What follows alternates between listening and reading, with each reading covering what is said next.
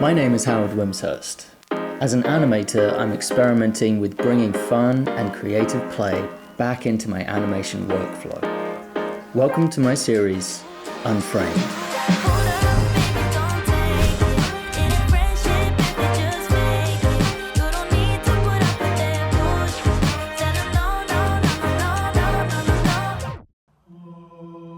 I have seen things you cannot possibly imagine on a website called reddit.com. And the video clips I saw shook me to my very core. I shall draw what I have seen so that these memes may be passed down to the next generation. And finally, my doom scrolling will have meant something. Yes, I'm in the mood to draw something. Drawing some of the crazy stuff I've seen on Reddit. I've forgotten about these things that I've saved. So we're gonna scroll back through. Okay, so let's check this first one out. It's a jellyfish. Ooh, wow. Oh wow, that is so cool when it lights up. I think that could be pretty easy to do actually. Set the glow and then offset the timing of the glow. Maybe like a scuba diver or something, and this jellyfish is like giant and is heading towards him. And he's like, ah! As the jellyfish is coming towards him. And then he just bounces off of the jellyfish. And then maybe the jellyfish turns around and he's just got a smiley face and he's just like, hi. You know, that could be cool. Glowing jellyfish with the cool light show. I like it very much. And his name is John C. Zero gravity wrestling move. Oh, that looks so fun. That's a bucket list thing for sure. I don't think this would be perfect for me to animate because I feel like it's already a fully realized concept. It's kind of be cooler to just watch the original piece, and I don't want that. I want to bring something else to it. Maybe it's a bit of story or a bit of character, extra imagination, will give it a boost. I don't think I could do that with this clip. I think it's already a very interesting, fun video by itself. So I'm gonna scroll past that one. All right, let's see this. How orchard trees are trimmed. Oh, oh my God.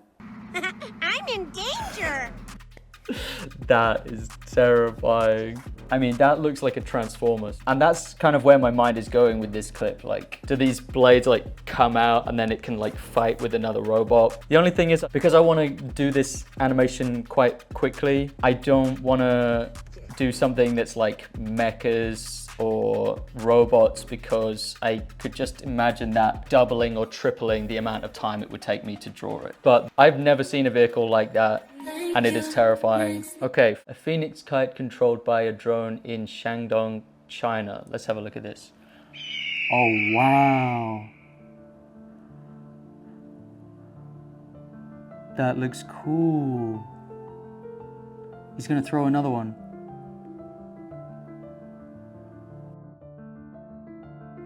They look so nice in the air. So it's controlled by a drone. Is the drone like tugging it from in front? You know what I really like about this clip? The phoenix is thrown, like the guy throws it over his head. Let me see that again. Okay, I think I've got an idea for this. Hear me out here. Imagine if these were real phoenixes, because they look super realistic, right? With the way the wings glow and everything. Imagine like a phoenix crash lands on a rooftop in China, and this kid like helps the phoenix to get back into the air, like, and maybe he has to put on some fireproof gloves or something. They kind of run together, and then he goes whoosh and throws it over his head and stops just before the edge of the rooftop. And the phoenix like rejoins a big family of migrating phoenixes, like a goose formation in the air, like flying above Shanghai or Shandong city in China. I like that idea a lot. Okay, Fire Phoenix is a contender. There's a story there, I feel. Let's go on to the next one. Oh. Okay, someone strapped a leaf blower to one of those robot dogs. Hey, he's doing a pretty good job. Look at that. Aww. I don't know why he's got the Pringles canister attached to him as well. Again, it's robots, and also I don't know how to make these robot dog really personable, you know, give them the personality, maybe put like a face on the front of one, but I don't feel like doing that. It's a cool little video clip though. Oh, wow. Dancing stingrays. I don't think those are stingrays, buddy. I think those are manta rays. Look at the... Yeah, those are manta rays. Okay, the titling is wrong with this clip. Oh, wow, and then they file off. Look at that. That looks so cool in the beginning. Look at that. You know what I'm thinking? That could actually be very good for animation. It could be easy to do as well. But I love that vortex that they're doing. They're really tight. They're in a tight little ball. I mean, I've just been doing a lot of animations underwater recently. I probably shouldn't do another, but that's so tempting. I might have to. I might have to animate that. Okay, that's a contender. Dancing manta rays, not stingrays. Yeah, buddy. Where is this? This is in the subreddit, maybe.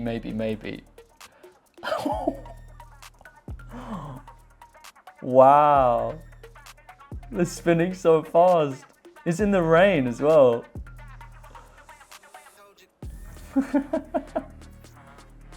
That was wicked. It would be very easy to recreate this with animation, but would it be better than the original thing? It might if I were to bring that into absurd places. Like, for example, he does the spin thing and then it cuts to animation and he's just walking around and he's doing his everyday life with the guy spinning around on his head. Like, he goes to the shops and he buys his groceries and the guy's still spinning around on his head. He goes to the dry cleaners, picks up his suit, the guy's still spinning on his head, same speed and everything. Okay, that could work, yeah. Yeah, that's a contender then. Oh, he's blowing rings. Ooh. Whoa. Whoa! Divided it into two and spun it around. That was cool. I'm not drawing dolphins. That's a big job. You'd have to pay me to animate a dolphin. Okay, fire sword. Whoa! That's really impressive. I mean, that already looks animated, you know? That's a really cool effects animation study. But this already looks like an anime. It's almost imitating animes like Demon Slayer. And so we've seen it before. We've seen it in animation. So this isn't what I want. Look at those little sparkles as well. You see that? Wow. Okay, so I've got my contenders here. We've got the jellyfish, dancing stingrays, fire phoenix, the guy with the other guy spinning on his head, the orchard trimming, which I said I wouldn't do. We got the leaf blower, robot dog, and now I have to make a decision real quick of which one. If I animate the manta rays, I'm not gonna be super creative. With the phoenix video clip, I feel like I can really turn that into a story. So I think that's the one that I'm gonna go for. Let's start with the phoenix clip. As a reference, I've got my reference folder. Just whenever I browse the internet, I find pictures of birds. Some of them are really cute, some of them are really lethal. Instead of going directly to pictures of phoenixes, I think I'm gonna just base it off of some real birds. The idea is that this is quite a young phoenix in the beginning. This bird looks amazing, and I'm wondering if that could be an inspiration. I like those back crest feathers. I'm just gonna start drawing in the order that I think of the images. I'll make the background dark. Okay, I've just had a little bit of time, I've just had about 5 minutes to think through the story. I thought, what's the opposite of a phoenix? Phoenixes are hot, right? They're like a continual source of heat and warmth. So I was thinking, what if the boy who ends up throwing the phoenix is like an orphan, like an abandoned orphan who's really cold at night. And so we start with this boy who's like shivering, is homeless, and this phoenix falls to earth. So maybe the phoenix like keeps him warm, and the boy goes out and finds coal and feeds the coal to the phoenix, right? To keep the phoenix alive and to restore the phoenix back to health. So it could be this like mutual relationship between this boy who's very cold and this phoenix who keeps him warm. And despite the phoenix keeping him warm, the boy knows and understands that the phoenix needs to be with his family or her family. So the throwing of the phoenix is like a selfless act. So that's the idea I'm working with right now. This is turning into a bigger story and I need to keep it tight. I need to keep it really concise and small. I'll have to be very careful with the number of shots that I do, the storyboards. Anyway, that's my updated thoughts. Okay, I'm gonna start drawing.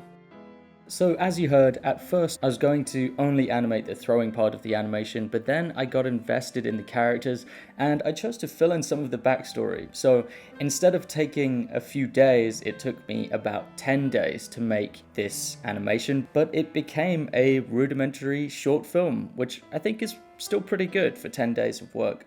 So the process is too long to show here, but I am putting together a full time lapse of the process with commentary over on my Patreon page for my Patreon supporters. I'll be talking about the various methods and tactics I used to speed up my animation process to make a 1.5 minute short film over 10 days.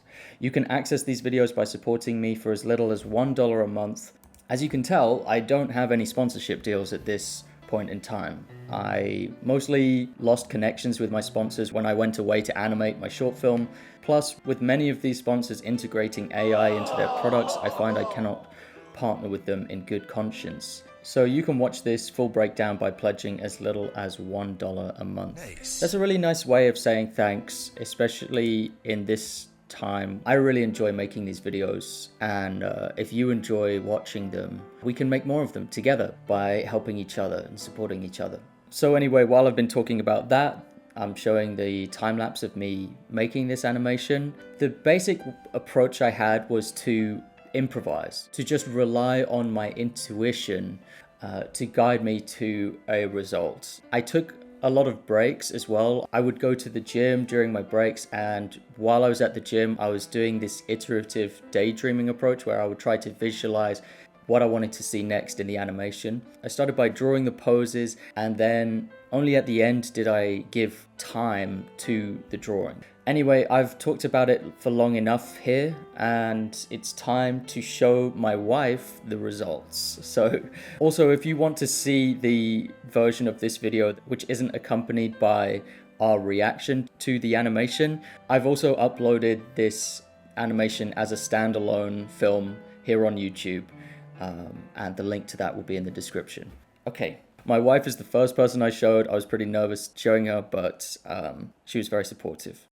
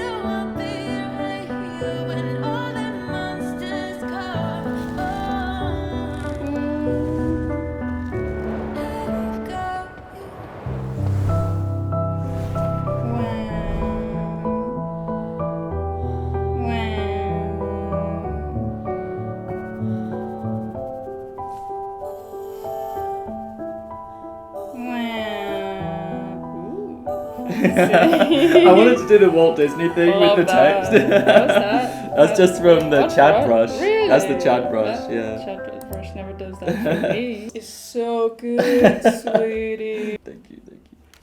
Honestly, if you compare this movie that you made in like 10 days with the 2 years that you spent on a version, I would say like they touched me equally.